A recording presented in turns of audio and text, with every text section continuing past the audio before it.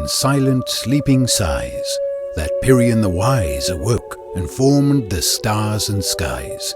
He forged the seas from tides and truth, the sands from love and light, and in the summer's shade of youth he wrought the day from night.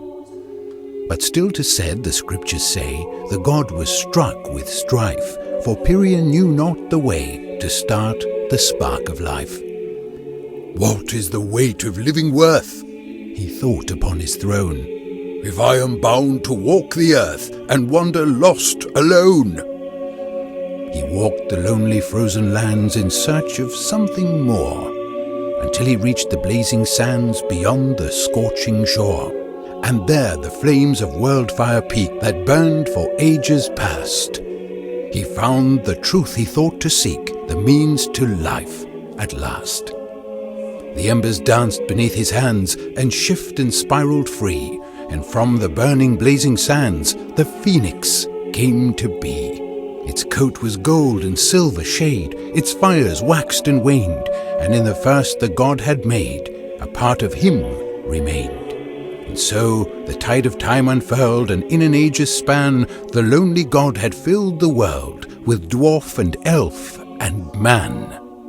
But man was weak, and all the odds were stacked against their wills, so Pyrrhion made demigods to keep them safe from ills, to hold them back from pain and plight, to sharpen steel and swords, to keep them safe from beasts at night, was Proctus, lord of wards. To heal the sick when plagues had passed, to give them strength and wealth, to help them love and live and last, was Halarin of health. To barter, toil, and trade with ease, to tote upon a steed, to ferry freight across the seas, was Cepicles of speed. To guide their jealous zest for more, to will with wisdom's sage, to offer sport instead of war, was Furere, god of rage. And last of all, to judge their worth and hear their final breath, to see them pass beyond the earth, was Necrus, lord of death. So Pyrrhion stood far above and felt his pleasures swell, to watch below with peace and love, content that all was well.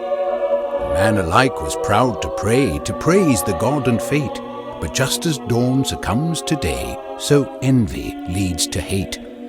To see their maker loved in light and evermore adored, the demigods rebelled in spite and slayed their trusting lord.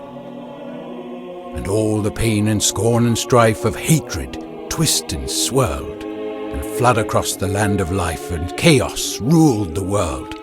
But far away beneath the light, beyond the burning sky, the phoenix rose from out the night and stretched its wings to fly.